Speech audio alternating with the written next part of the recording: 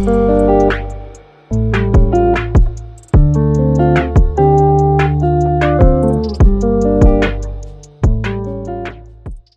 thanks, Martin, for joining us on this second episode of the Honest Conversation with myself. Really excited to have this conversation with you. A bit different to our last conversation with our last guest, Linda, but all the more, this is a very important conversation I think that we need to be having. So for those listening, I am with Martin McDonald. He is a very experienced, very hot VP for the DACH region. I'm trying to think of other ways to big you up here, my friends. Yeah. It goes out to everybody. You're doing very well. I'm blushing already. I'm doing my job. So no, from our perspective, we are this episode is all about how to get it right going into the DACH market as an organization, particularly from a software vendor who we both are completely enthralled in that environment. We work with software vendors. You have experience with software vendors from different sectors, and so without further ado, Martin, would you please give me a 2-minute elevator pitch on yourself, sir? 2-minute elevator pitch. Yeah. Well, first of all, thank you very much. Pleasure to be on the podcast. 2-minute elevator pitch. Yeah, Martin McDonald. You can probably tell by my surname, my accent. I'm not German, but I live and I've lived all my professional life in Germany. Born and reared Dublin. Qualified as an engineer. First job was with a company that belonged to Siemens, and they sent me to Munich for a maximum of 2 years, and that was over 30 years ago. So I worked, in the kind of Siemens world as an engineer for, say, 6-7 years. Realized I wasn't a particularly good engineer. It was probably dangerous if I stayed in it. So I kind of escaped from my engineering background over product marketing, business development, ultimately the dark side of sales. I was approached by a friend of mine at a college, come to a setup from my college, Trinity College, and they were looking to get feet in the ground here in Germany. So that was very much my first, kind of dipping my toe into the sales in Germany environment. And that's been very much my modus operandi ever since, kind of taking predominantly, US-based companies, tech companies, been a couple of exotic ones in there as well, but mostly US-based companies looking to get into the DACH European market. I'd be, typically, one of the first guys on the ground, scaling the operation, getting people on board, and figuring out a go-to-market plan and executing on it, and running 100 miles an hour and falling down and getting up quickly, essentially. Yeah, that's what it's about. But that's been very, very much my modus operandi since. I love it. I do love the entrepreneurial aspect of, starting with a blank piece of paper and trying to get things done in the crazy world that is DACH. Mm-hmm. Love that. A couple of questions on the back of that, if you don't mind me asking. Yep. What's given doing what you do, can you sort of share with me maybe a very quick story of one of the good times building up a business in the DACH region, and maybe one of the bad times, or let's say bad times that you learned something in regards to building up a company in the DACH region? Sure. Well, and it's a great question because there is no kind of simple answer to it. The first thing that you have to get when you're establishing a business in Germany is what's called Glaubwürdigkeit, what the Germans say, credibility in the market space. And by that I mean, yes, you have to have a product which is, brings a value to the business, and but you can't be seen as cowboys coming in quick, and then away. So you have to be, Germans just by nature of the business here, everybody says conservative. No, they're not any more conservative than any other region. They're just more wily in making their decisions, risk averse. So, they want to know that the decision they're making is good, that you're here to stay, not just, quick hit and run. So, as I said, I've done for a number of businesses, most recently, for the past 6 years, been in a company, we had 2 people on the ground when I took over. I think across 30 people, across all kind of responsibilities in the region here, and the region also extended into Eastern Europe and Southern Europe, various aspects of it, but the core market was that. Had a good product, which, you know, we had credibility very early in terms of, you know, good, credible customers, good, credible partners willing to work with us. And that's a kind of creates some momentum around it, you know.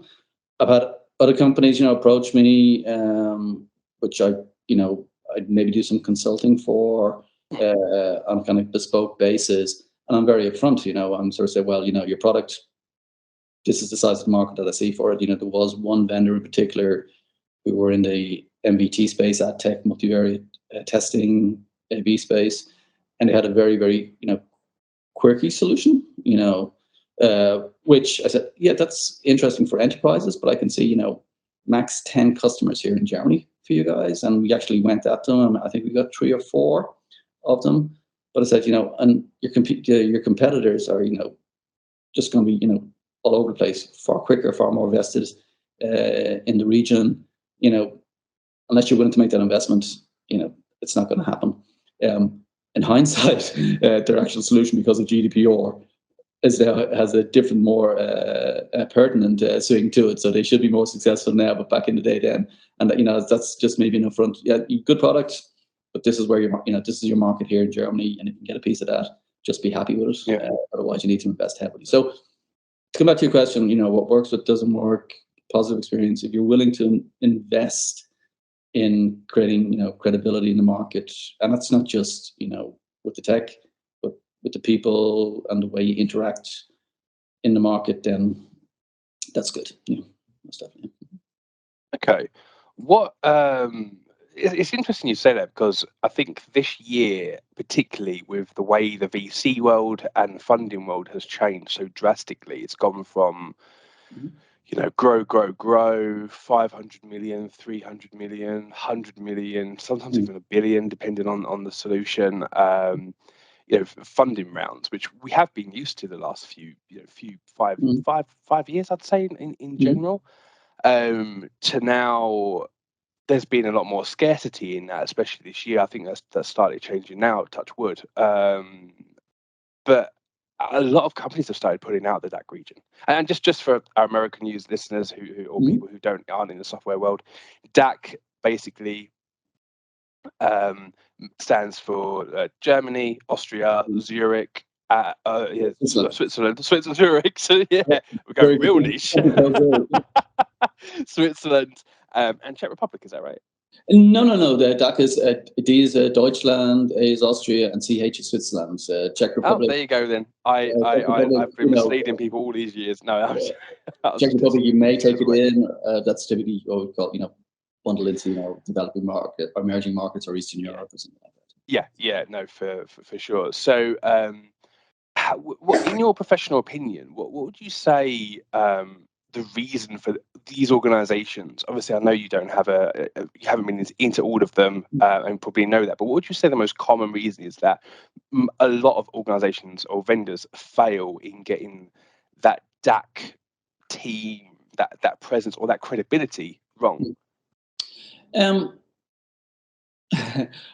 of my mantras is, you know, culture eats strategy for breakfast every day. Okay, so you know, yeah, you have the good products, viable, brings value to customers, but if you don't get that mix, that buzz of people who fit together, and, you know, and I said, like, a lot of companies are coming in here for all intents and purposes, they be seen as startups, you know, so you need the entrepreneurial mindset of people coming on board, people willing to, you know, roll up their sleeves and run 100 miles an hour and make mistakes, but make them quickly, kind of thing. So a lot of, you know, people, I just see them make mistakes in the team building, you know, the way they get people on board. They tend to try and impose very, very much, you know, what works in the States, 1-to-1 must work here. And, you know, I mean, there's all kind of, you know, kind of cliches around that, but, you know, Germany is different, and as is the UK. You know, the way I always look at it is, you know, I mean, as I said, I've got a history of typically US-based companies coming into DACH. They all make the same mistake. You know, they all have a good product to get a good footprint in their home market, the US.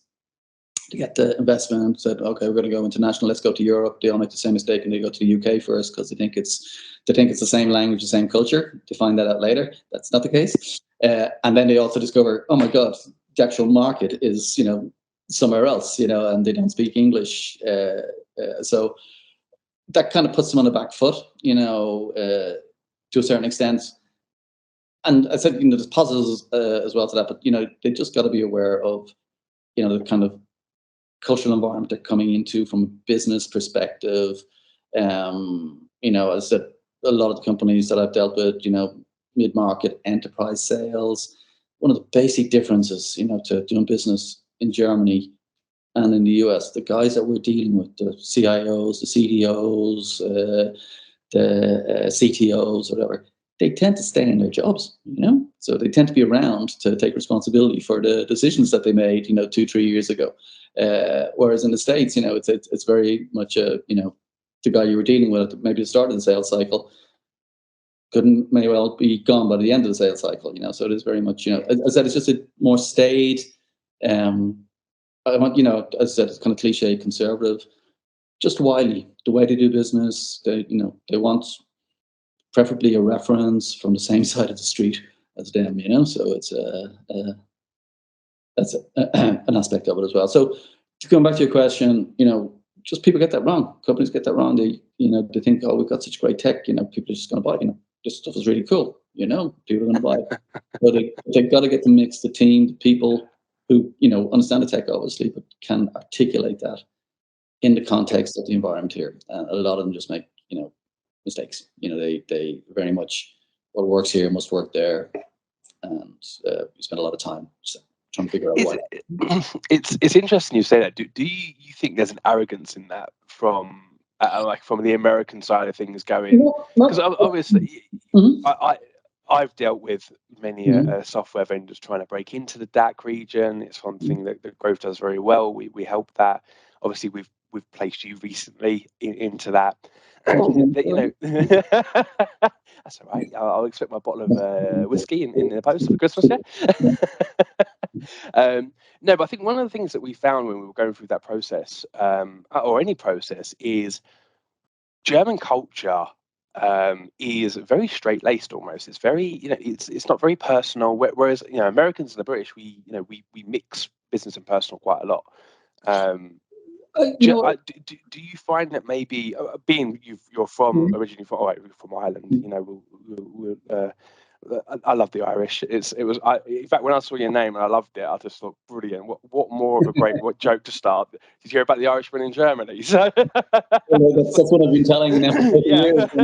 I'm still waiting for the punchline. So, but do you think that maybe there's like an arrogance, from what you're saying, like there's an arrogance of vendors thinking like, do you know what, I can actually, we can do this because our product's really great? I don't, and so I respectfully disagree with, just some of what you said about the way people interact, but I don't think it's arrogance. I think it's just naivety, coming in. It's certainly not arrogance. Every event, every tech company, even German tech companies, they're all in love with their tech. They think it's, the yeah, they are. Yeah, that's the best thing since sliced bread. So they all kind of go down that same route. And companies coming here, I said a lot of them tend to be, on a transition from being a product-led company, great tech, transitioning as an organization to a sales marketing-led company. Okay, and they run at it 100 miles an hour, get all these systems in, typically US-based kind of methodology and mindset behind it. And then just by naivety, try to plant it one-to-one into Germany.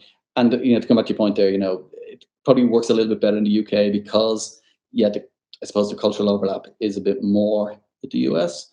But it's, Germans are quite amicable as well. They're not as, the cliches out there. And, and I always laugh, because, people have a kind of cliche picture about Germany. First of all, it's a massive country, I'm down south in Munich, Bavaria, all the cliches around that.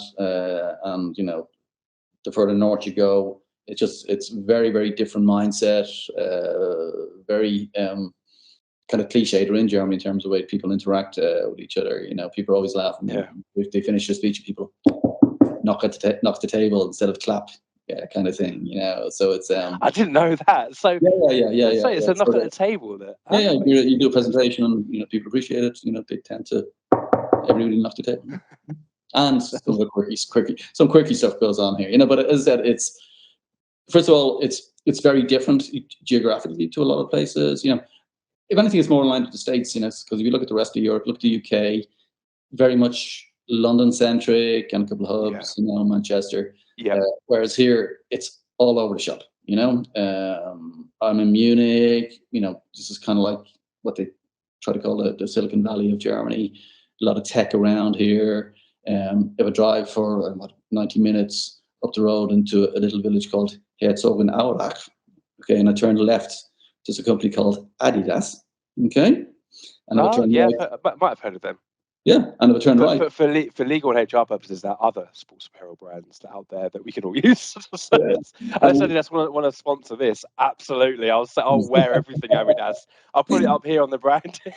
But my point being, you know, and you just other side of the village is a company called Puma, you know, but that's you know, there's companies all over the shops here. You know, they're you know, in the sticks, you know, mid-sized to large industries is what drives the economy here, and they're very, very much distributed. So just geographically as well, you know, it's you know, France very cars driven, Spain very Barcelona, Madrid driven, whereas here it quite literally it is spread all over everywhere. Yeah, I can say that I've worked in.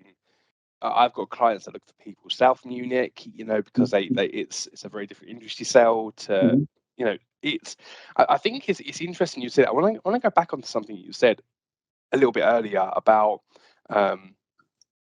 when you're selling to an organization, the CIOs, CTOs, the C-suite tend to stick around for their you know, they're there 3-4 years later, right? Sometimes, you know, their life is in one organization. I would be very keen to understand one thing that I'm seeing right now with the CROs and the SVPs I'm speaking to is that there is a big shift over the last couple of years from a product sale point of view. So not just from a value, you know, and this is what we can do for you type of thing, to more of it's now a value add ROI sell versus, you know, benefits and features. Would you say the German market is probably ahead of the curve on that because of where CIOs have been for so long in that position that they're more around values and ROI versus features and benefits? Don't say it too loud that Germany's ahead of the curve there. Oh God.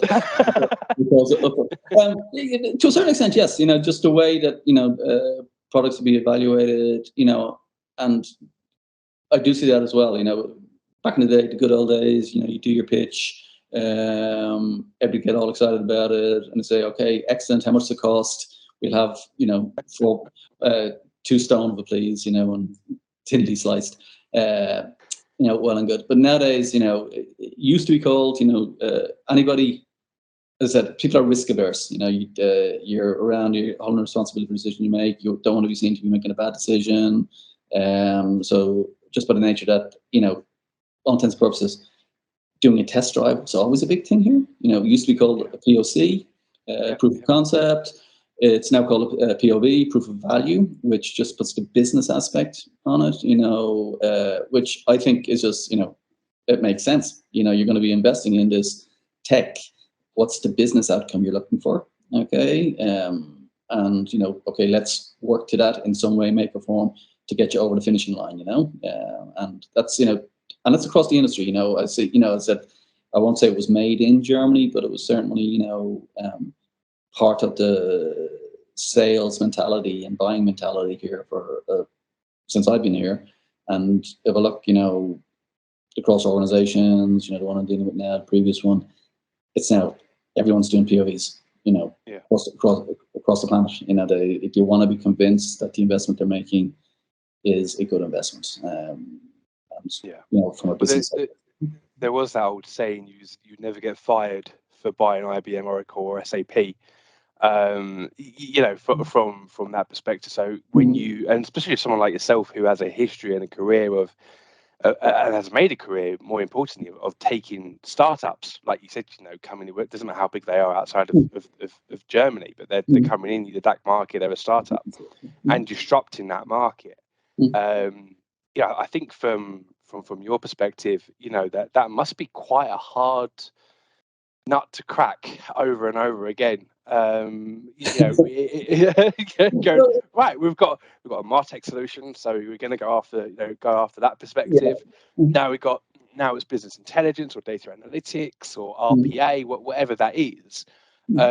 How do you, from a personal perspective, how do you go from one project to the next and not thinking, oh, okay, maybe SAP might sound quite good right now for me, or do you know what, Oracle's looking quite comfortable these days. Well, and that's no offense to anyone at SAP or Oracle. No. It's I did a long time ago. I've just one of the things, I just realized I'm not a big company guy. That's I do like entrepreneurial mindset, on the coal face, running 100 miles an hour. As soon, and the companies that I've built up here and left, the reason I left them is because we were successful, and it's now become mundane and process oriented, and that's time for me to go. Mission accomplished. Let's move on and get back to doing stuff. So the mantras that I look at, and join an organization, they have to have a viable product, and then that. But as I said, culture beats strategy every day. So if the company culture is good, is a good fit. One of my other mantras, build a team, and the kind of mantra I have around that is, the last thing can do, or the worst thing I can do here in building a team is actually employ somebody I have to manage, because that's just time consuming and boring. So it's very much getting people on board, and I suppose being a coach as opposed to being a manager. It's the kind of thing around that. So to go back to your question, no, as I said, I've spoken to a lot of companies. I'm very upfront in that, you guys don't have a chance here unless you're willing to do this invest, or your product is great and good, but there's an incumbent in the market here, and the previous company I was with in the data space was very much a bit of a disruptive pitch around data monetization, or getting value out of a data asset in a company, which I liked, and just saw an opportunity to press the right buttons, and we were successful around that. Equally so to the company just started it now as well. They're in the space which has been around for quite some time, but they're taking it to the next level, and they're singing a tune which is, and I'm not going to do an elevator pitch here, but they're singing the tune which is Go on. I've placed so many people in this business, and no one's ever given me an elevator pitch of the product. But they've got a unique approach to, obviously, the product, the architecture of the product, the way it's I think, but also products fail because they're not adopted by the customers. They sell it, pay the license, 6 months later they say, okay, what's this bill for? Who's using it? So they got a different approach as well to engagement with the customer, adoption of the technology itself, which I'm just enthusiastic about. Is that it's different. It could fall on their face, who knows? But we're certainly going to run it at 100 miles an hour. Good. Okay, so there's a few things that you've mentioned over the last 3 months or so that I sort of want to get down with you. Really, I can actually see this being a series. Getting that right, because I think there's so much you can unearth here. We're only just scratched the surface, right? And I think that's a good thing. So, I love that saying that you've got there of culture. I said culture eats strategy before breakfast in my notes here, but beats it as well, right? So what would you say from your experience? How would you summarize a high-performing DACH team from a culture perspective? Let's say if there's a VP of SVP or a CRO in the US listening to this, and they go, "Do you know what, Martin? Come on, approach it, Martin. Love what you said about culture. We're thinking about expanding to DACH region." You're thinking, brilliant. That's consulting fees for myself. But at the same time, if they said to you, what makes a great culture in Germany versus the US, for example, to get it right, how would you summarize that environment? I don't think a good culture is something which is specifically, DACH or Germanic, I think a good culture can be created anywhere. And what I mean by that is, the people you take on board now, particularly in this kind of startup environment, they are instrumental to the success or lack of success moving forward. They're the first feet in the ground, so you've got to get that right. And by get that right, I mean, people who can be, are enthusiastic about what they're doing. As I said, I've, obviously, in cahoots with you guys, interviewing a lot of people for roles. So by cultural fit, I always, like to, when I'm reviewing candidates, and we're doing with you guys as well, I say, can I just have, an intro call first? Yeah. Because very much, 10, 15 minutes into the intro call, if it's a good fit or not, and by that I mean culturally, so everybody's a great CV. 3D, there is that saying. There is that saying. Salesmen are the best con men.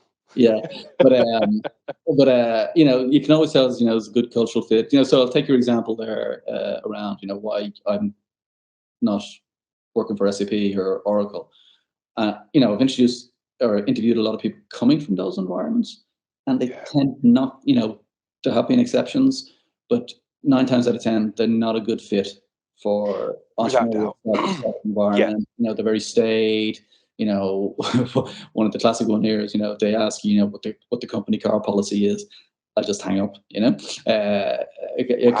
they come from that kind of environment, So, as I said, to building a good culture, good team, it's very much, people have to have an affinity or an understanding for the tech, but you don't need to be, complete expert in it. That can be learned, but they need to have as I said, an empathy and understanding for how it's pitched, who they're pitching to.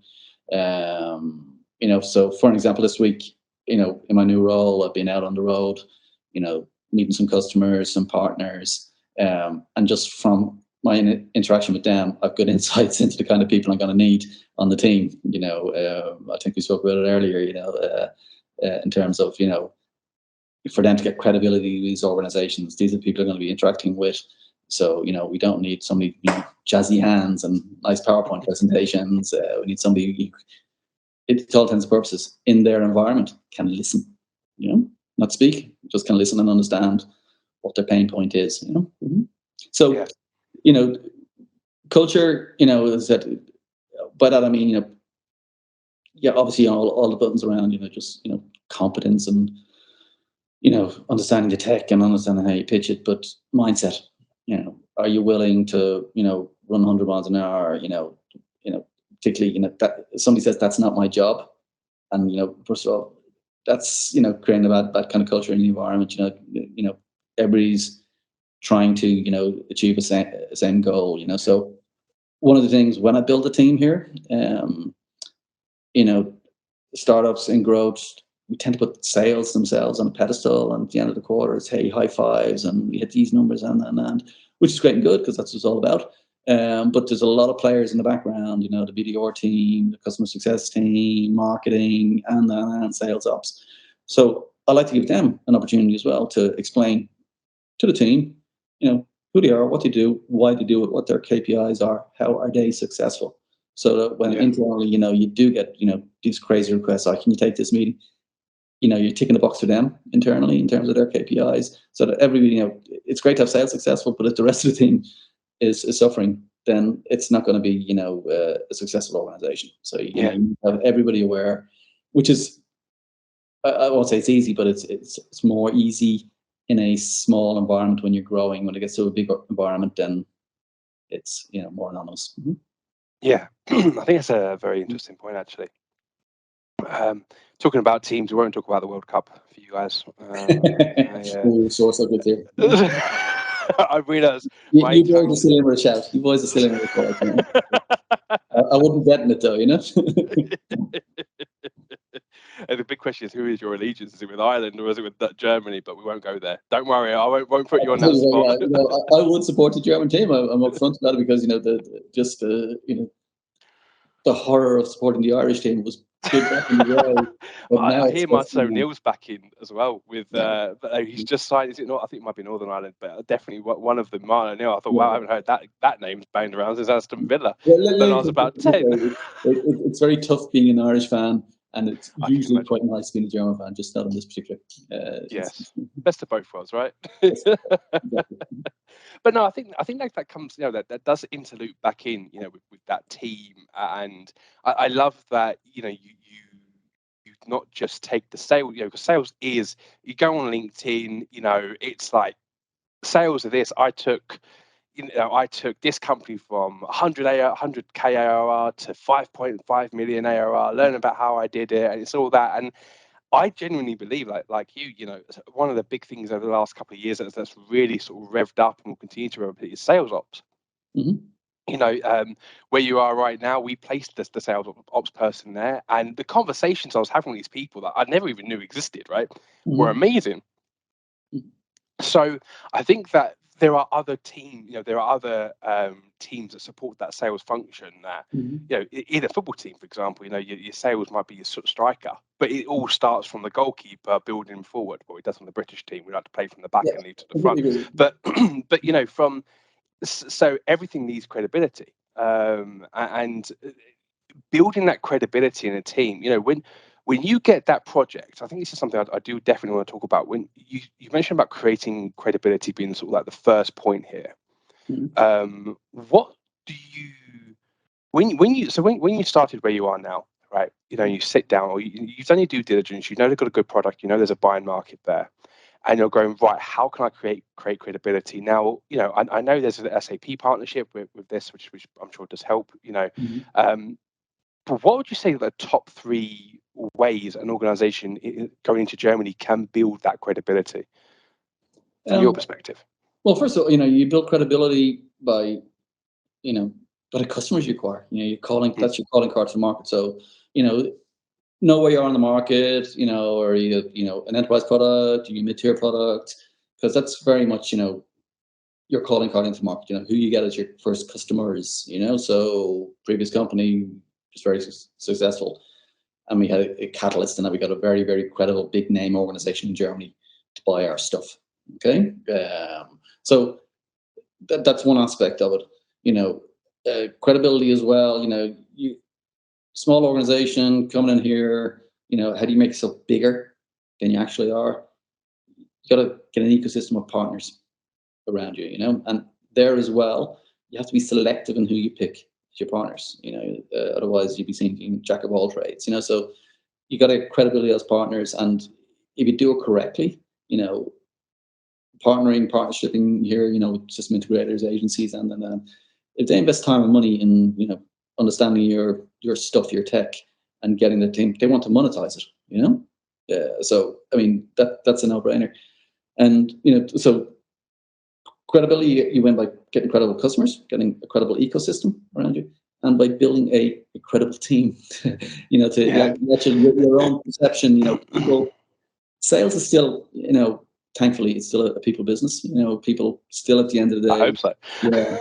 Still at the end of the day, buy from people. You can't coerce somebody into buying, or very seldomly coerce somebody into buying your stuff if they don't like you or like your organization. So you've got to have just a good brand in the market as the DACH team of whatever the mother concern is. Okay. I think that's really key. Partners, channel, or alliance. I love doing searches on that, because they all mean the same thing, but every company calls them slightly differently, and they have their own variations on it. And that team building, that's why you need a really good recruitment partner. Not going to gas myself. I do, actually, funny enough. I can introduce you to one. Yeah. It would be funny if I mentioned another agency right now. I can hear my marketing team in the back, my BD team going about, going, "Oh no!" There's my Employee of the Month award gone. Yeah, that's it. And you're the boss. Why are you saying that? No, but I think that, from a recruitment perspective, one of the challenges that we faced when working and building DAC teams, whether it be marketing all the way through to from VPs even, or that regional leader, it's the same sort of questions around that credibility piece. Do they have a GmbH? Okay, no, they don't. That's quite common now that they don't nowadays, but used to be. Do they have car allowance? Funny enough, that is something like that. Around that. But the questions are shifting more. In the last 4 years, I've shifted more from what's in it for me as a salesperson now to what's the product, who's the client base, who have they already won in Germany, who have they already, what's the system like? And I think that's globally that's a change that we're seeing anyway, because people want an easy solution to sell. Organizations are, over the years now, the last sort of 10 years, has been App Dynamics, UiPath was one for their market. Snowflake was one as well. There's been these organizations where growth just seems to naturally happen. It explodes, and everyone wants to be that next part of that thing. How, from a leadership perspective, we sell the business because we're passionate about it and everything like that.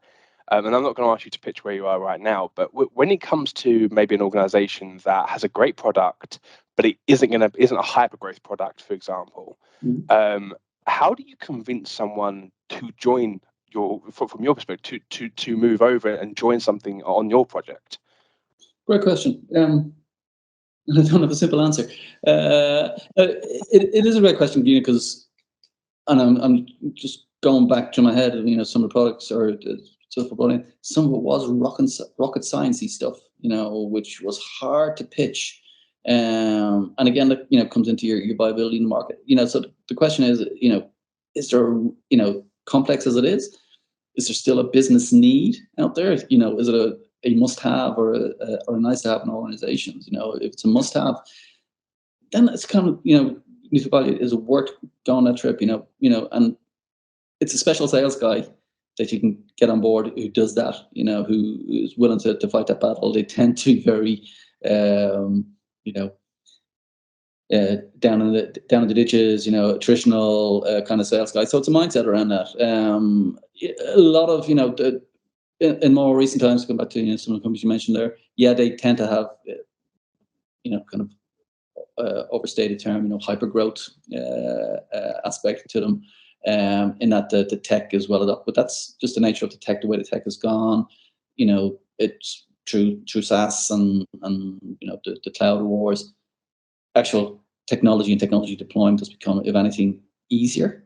It's or there's a kind of cookie cutter, method to it. So that's become more visible, and it's made selling easier, to a certain extent. So if you have a very simple commoditized product that's volume based, then it's a different mindset and different crew you're looking to. Then if you got, a pointy-headed rocket science technology, but that is still essential to organizations, your total addressable market is probably a lot smaller, and probably more strategic in the approach you take to it. And you need people with the mindset around that, who get excited about doing that type of stuff, as opposed to the easier one. Do you have perhaps a story or an example of a particular moment where you thought, we've done this wrong? This hasn't been as successful as I thought it was. And what did you learn from that? More importantly. Yes, I have a number of times. Not everything has been a massive success. There have been, companies which I've assessed incorrectly. And I'm going to say, back in the day, I'm getting very good at it nowadays. But certainly at the start, just if anything, got too enamored myself with the pitch, with the tech they have, and didn't, that's something you learn from experience over time. Great and good. Is it viable in the market? But certainly, as I mentioned one company there, they were in the MBT space, A/B testing space, and when I initially went in there, this is great tech. This is just gonna sell like hot potatoes. and then confronted with the challenges around then bringing that into organizations. It was just too disruptive in the space. Yeah. It was moving the cheese in organizations just too far away. The tech was good and viable, but it was causing such a disruptive effect to workflow and responsibilities for individuals internally, which is a massive barrier. And that's a mistake I made in just not having that on my radar. Having on my radar now, I always look at what's the engagement model, deployment model of this tech in organizations. Is that viable as well, or is it too disruptive? Interesting you said. Do you have a scorecard for when you're looking at organizations either to join or to potentially work with from a consulting perspective that you've maybe chiseled down over time and refined? Yes and no. A scorecard, definitely, has to be a viable product. Has to be an addressable market for it. What are they doing differently to their competitors? There's very seldom a product out there which is on its own. There's usually competitors in the market space. Are they singing a different song? Did they have a different approach to the way it's been pitched, the way it's been architected? And can I see a benefit in that? And by benefit, I mean, if that's been the case, I'll take for example, the company I'm with now is very much from a technology perspective, the way it's done, the antithesis of where I was before. I was with a company in the data space, SaaS vendor, and the way that they approach, and very much everybody in the SaaS space kind of approaches the market there is, hey, great, where's your data? Yeah, we can take that and we put it into our pot in the middle and we stir it around and make it better and then do clever stuff with it and activate it on Facebook, which is great and good. But the kind of big barrier that causes is, in organizations taking their data, particularly in Germany, that's a big thing, So now the company I'm with, they're saying, well, no, your data is where your data is. We'll go get it, So, and that to me is a very different pitch to a lot of the vendors who are in the same space, the same BI space where we are now, which I think should have a resonance. Certainly something, which we're going to leverage very strongly as a USP in the market. And as you mentioned, there are very much embedded with SAP as well, which obviously has a big, hopefully big catalyst effect here. So come back to your question, scorecard. It's yes and no. I mean, it's very clear or very easy to see how viable a product is technologically, and then I suppose the scorecard comes around. Okay, that being the case, is it viable here in the DACH market? Are there incumbent technologies? Yes, no. Are they widespread? Yes, no. What's the effort to displace them? Yeah. And what's the engagement model with customers? Is it disruptive? If it's too disruptive, that's a challenge. You have to have a good model to get your stuff in and get it adopted and engaged with the customers. Otherwise, you'll sell logos, and 6 months later you'll have churn. And that's your marketing. That's what's spoken about then in the market. Yeah, they're great for hit and run. Mm-hmm. Interesting. And I think you've talked about mindset now about 3 or 4 times during this conversation, and I think I'm very big on mindset. If you look at my house and behind me here, I've got posters and all sorts. There's a cat also saying "hang in there" for those bad days. I've also got whiskey down the bottom of my drawer here. So we've got those. Mindset's a big thing, and it's talked about more and more and more now, probably more than ever before. In the sales realm, though, and especially in the tech sales space, what would you say? You've mentioned sort of the competencies of people, running 100 miles an hour. Are they going to run through walls? If they say that's not my job. What, in terms of mindset, makes a great salesperson, in your opinion?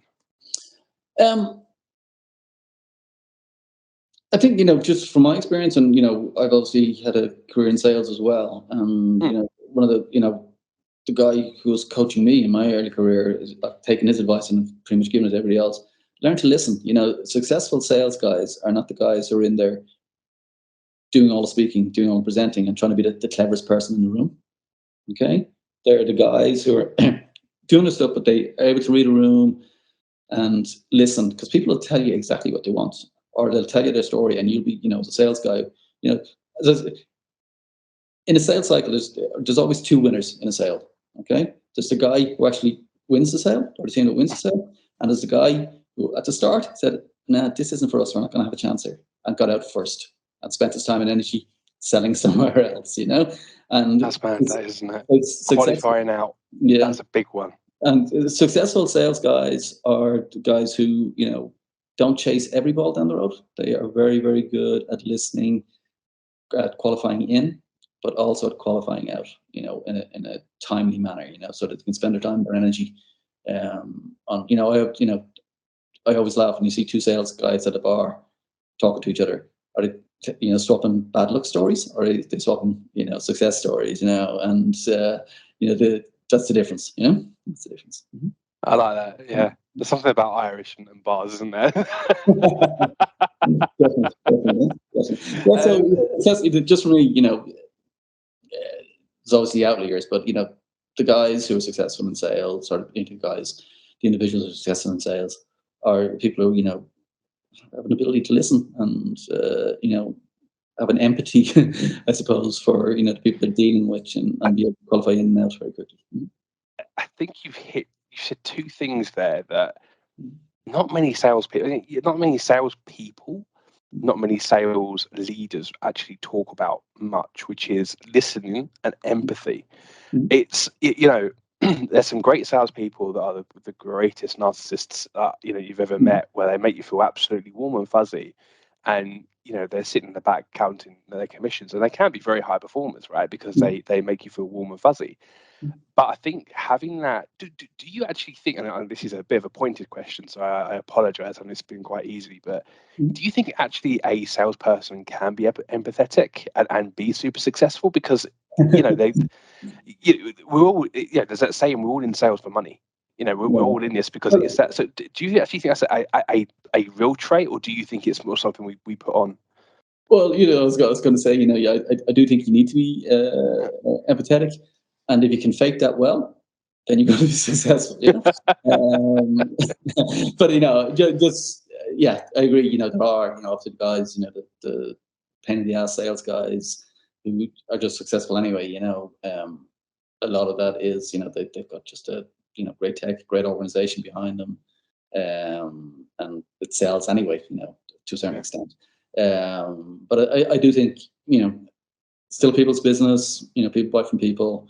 If they actually if you don't if they don't like you, it's a far harder sell than if they do actually like you. If they want you to succeed as well, it's a mutual path you're on. Then it makes life certainly a lot easier. Mm-hmm.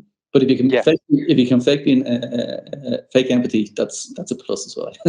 Yeah, it's something that I'm having a lot of conversations around, externally on the marketing side, and when I'm doing these talks, sometimes, people say, we want someone that's a team player, we want someone that's, that's all that, and that's lovely and fluffy. But also, I hear them say, well, do you know what? We want someone that's going to go out and kill it. And I'm like, a killer isn't going to be that team player, because they're going to be the ones that, and every organization's got them in some. But even the killers, the clever killers, particularly in the environments that I'm working in here, they realize there's a team behind them. They've got to, pull the team with them, because, they'll be successful at the start, but then they'll have internal barriers to their own success, So the clever guys, the clever killers, are the guys who can also pull the team with them, And just for legal purposes, when we refer to the word killers, we're talking about new business hunters that go out and win new logos, not actual serial killers or anything like that, even though I'm sure there might be some personality tendencies depending on who you speak to. But I think, again, something that I read recently is like, an enterprise AE, or an AE nowadays, is more like a conductor at an orchestra. Their job is to orchestrate, bringing in the right people at the right times. They might, depending on the organization, they might have an SDR support, marketing support. Some organizations are doing it all themselves, and they are very much moving forward, creating their own leads. So from that perspective, moving into 2023, what would you say? Can you see the sales role changing at all? what it's been like the last couple of years? Are they going to be more lead generators themselves versus relying on SDRs? What can you foresee over the next 12 months changing in the tech sales space? What I see is, there is kind of a push to be kind of formulaic around, sales, and but by that I mean, there's methodologies behind sales. I've done them all, which basically are applied common sense, for good sales guys. If you don't have it on your radar, then probably in the wrong job. A lot of it, but there is a kind of, what I'm seeing is kind of, people trying to figure out, like, this is the formula for selling. We've got to get this tech in, and that's going to, give us insights into, intent on a website, and that's going to convert into leads, which is trying to automate the sales process. Yeah. And it's just from my perspective here, I know who our potential customers are. I don't need something else telling me to some extent. Yeah. And what I do see happening at this stage of growth in organizations, doing the shift from product driven to marketing sales driven, you tend to put a lot of systems in place, and unless you have all the things running in sync, something will be running quicker. Lead gen, marketing will be running quicker, and then everybody will be chasing their tails to make sure that all the leads are being dealt with without having the bandwidth to do it. So, come at you where sales is going. Sales is still sales. You still need to figure out what's our chance of success to this customer. Yeah, we've got a good technical fit. What are the internal barriers, and then whatever methodology, or language you use to describe that. And to focus, you can't chase every ball down the road. You've got to figure what's the size of your team, what's their bandwidth for execution. So you have to, maybe just dismiss stuff that you wouldn't do if you had a larger organization behind you, and sort of say, okay, that's great and good, but we're just going to concentrate on this bit and try and do that, as opposed to trying to cook the ocean and chase every ball down the road. So I think that's. I think again, you've hit the nail on the head. I think there's, as saying no to things is a real key. That's something I've had to learn. Being a business owner, being in recruitment is we want to go and do everything. I want to go and help because I love businesses. I love business problems and find solutions to them, and the conversations I'm having. And I think you can get swept up in that quite quickly. And before you know it, you are dealing with everything, and you're jack of all trades. Like you said, you need to become world class at something. World class at as qualifying in, qualifying out. I like to use the term. What's the quickest route to success? Can we identify the quickest route to success, and then just try and ignore everything else? And that's can be a battle, particularly. You got a big US organization saying, no, we have to do this. We have to do this lead gen funnel, and all of a sudden you have this massive funnel up here, and you got 3-4 guys who are meant to be dealing with it. It's you need to just dismiss a lot of stuff and concentrate on what you can do, as opposed to what you'd like to. Okay, so last question on this section. It's been thoroughly enjoyable, and then we're gonna have a quick fire round on a few other questions, just to get to know you a bit more personally, and some advice. You've mentioned it there. Actually, it's a nice little bridge about the US org, sort of like saying, no, we need to do it this way, we need to do this.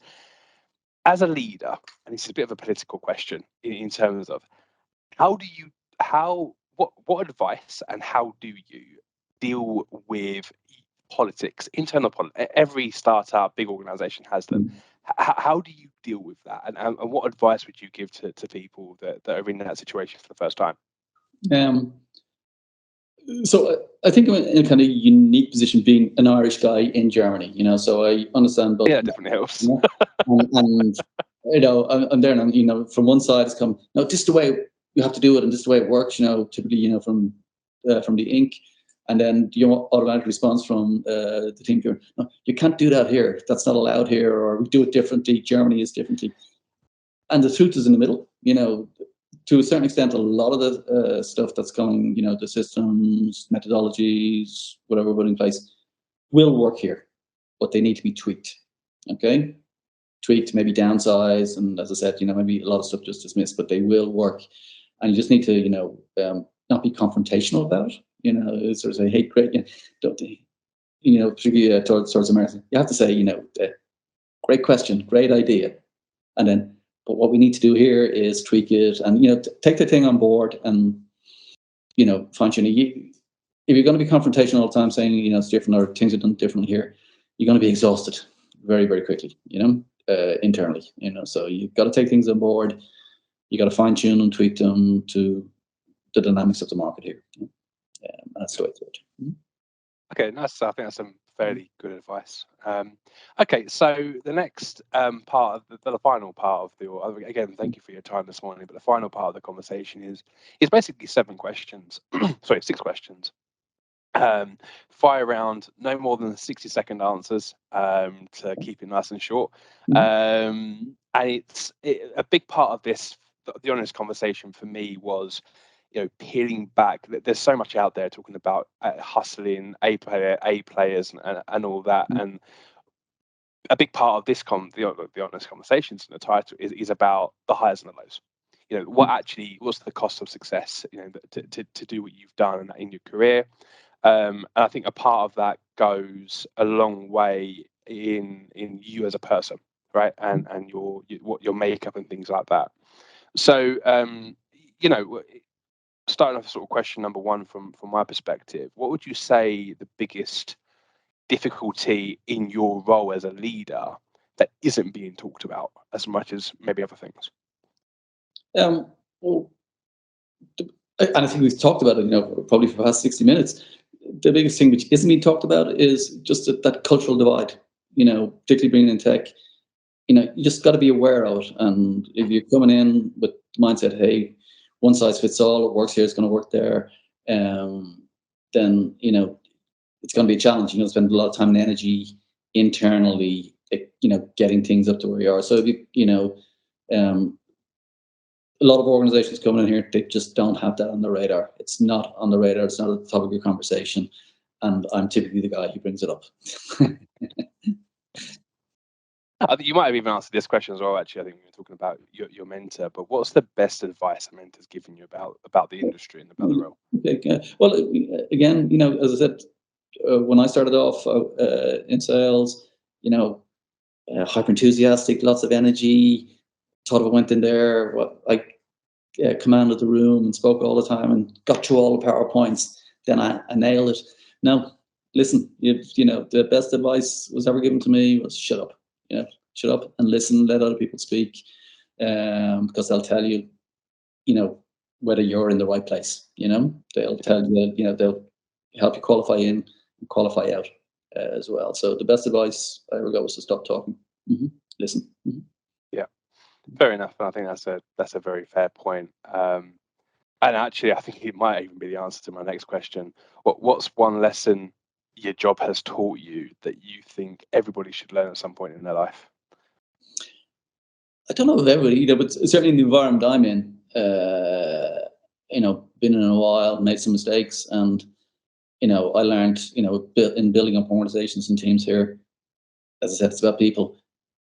The last thing you can do is the worst thing you can do is employ someone to have to manage. So the lesson learned is, when possible, coach, don't manage. Particularly around sales, it's sometimes, with an unsuccessful sales guy, it's a small tweak that's needed to make them successful.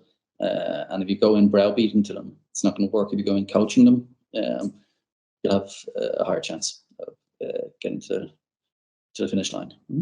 Good. That's good. In the last 45 years, there's been a lot of tech added to the sales function. You've got Gong, you've got SalesLoft, Outreach.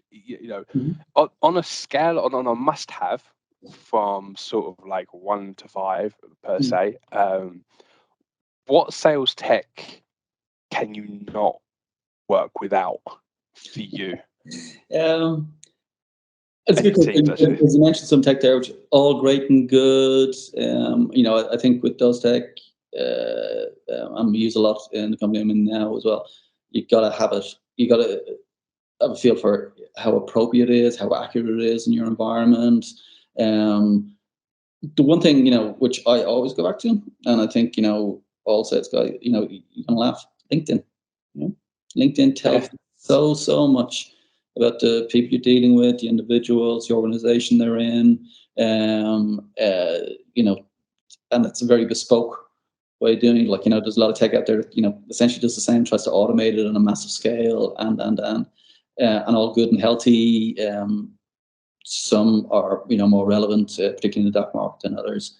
But one tool which, you know, I personally cannot do without, you know, in my role and all the sales roles is LinkedIn.